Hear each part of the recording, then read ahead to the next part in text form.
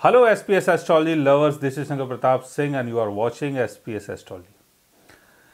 दोस्तों, आज मैं आपको बताने वाला हूं कि अगर किसी ग्रह की दशा चलती है यानी प्लेनेटरी पीरियड चलता है तो कई बार हमें उसका बेनिफिट मिलता है और कई बार हमें उसका बेनिफिट नहीं मिलता है। इसके पीछे का कारण क्या है?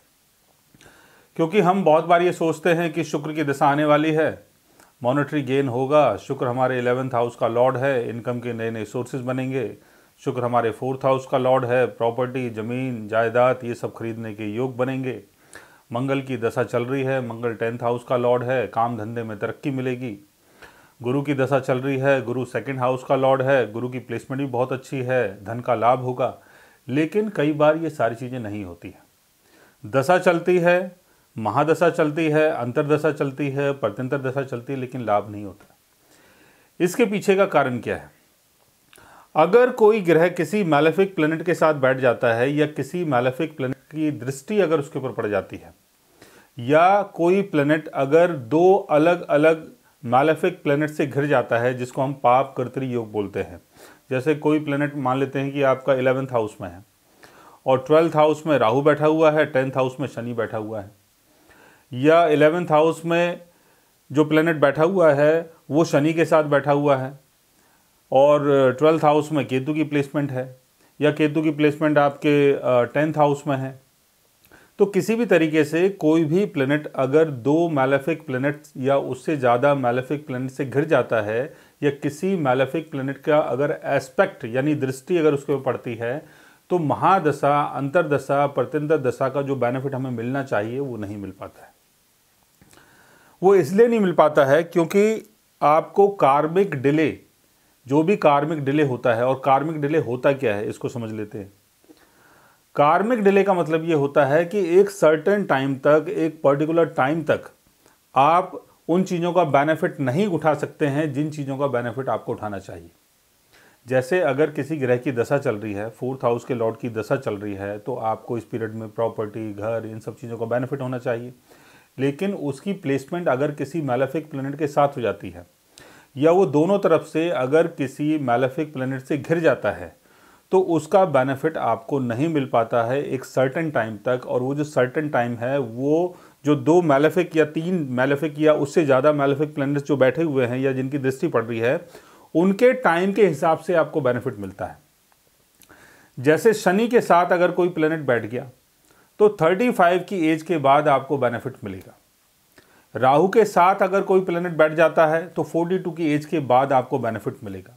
और राहु और शनि से अगर कोई ग्रह गिर जाता है, या राहु शनि की दृष्टि अगर किसी प्लैनेट के ऊपर पड़ जाती है, तब भी आपको 48 की एज के बाद बेनिफिट मिलता है, क्योंकि राहु और शनि का जो योग है वो आदमी को 48 की एज के बाद बेनिफिट देता है। सेम वैसे ही अगर केतु की प्लेसमेंट किसी प्लैनेट के साथ हो जाती है, तो कोई भी आप काम करते हैं, काम में बेनिफिट मिलता है, बाद में आपको उसी काम में लॉस होना शुरू हो जाता है। या केतु की दृष्टि अगर उस ग्रह के ऊपर पड़ जाती है जिसकी दशा चलने वाली है या आगे चलेगी, तो आपको बेनिफिट मिलता है, लेकिन बाद में लॉस होता है। लॉस आपको इसलिए होता है क्योंकि केतु की दृष्टि उसके ऊपर पड़ी हुई है, केतु की प्लेसमेंट उसके साथ है। तो आपको ये समझना है कि अगर कोई ग्रह आपका बर्थ चार्ट में किसी भी पोजीशन में हो, कितनी भी अच्छी पोजीशन में हो, चाहे वो अपने एक्सल्टेशन में हो, चाहे वो अपने ऑन साइन में हो, चाहे वो केंद्र भाव में बैठा हुआ हो, चाहे वो 2nd हाउस में हो, चाहे वो 11th हाउस में हो, ये सारे हाउसेज बहुत अच्छे माने जाते हैं। या त्रिकोण भाव में हो, यानी 1st हाउस में हो, 5th हाउस में हो, 9th हाउस में हो, और उसकी पोजीशन बहुत अच्छी है, लेकिन उसका बेनिफिट नहीं मिल रहा है। बेनिफिट इसलिए नहीं मिल रहा है कि वो दोनों तरफ से मैलेफिक प्लैनेट से घिर गया है, या किसी मैलेफिक प्लैनेट की दृष्टि उसके ऊपर पड़ रही है। तो जो भी मैलेफिक प्लैनेट उसको देखता है, उस मैलेफिक प्लैनेट के बारे में आपको पता होना चाहिए कि शनि अगर देख रहा है तो 35 तक डिले करेगा, राहु देख रहा है 42 की एज तक डिले करेगा, केतु देख रहा है तो 48 की एज तक उसका बेनिफिट नहीं उठाने देगा और बाद में आपका इंटरेस्ट वहां से हट जाएगा। और शनि राहु अगर दोनों देख लेते हैं, या दोनों की युति उसके साथ होती है, या दोनों तरफ यानी उस प्लेनेट के दोनों तरफ अगर शनि राहु बैठ जाते हैं, तो 48 की एज के बाद आपको चीज़ों का बेनिफिट मिल पाता है।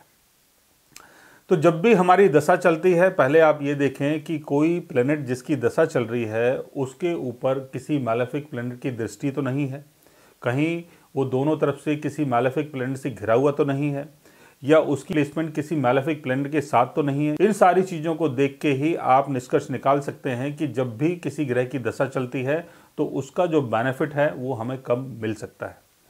सो गाइज, आज मैंने आपको बताया कि अगर कोई ग्रह किसी मैलेफिक प्लैनेट से घिर जाता है तो उसकी अंतरदशा महादशा में हमें उसका बेनिफिट नहीं मिल पाता है और एक सर्टेन टाइम के बाद हमें उसका बेनिफिट मिलता है।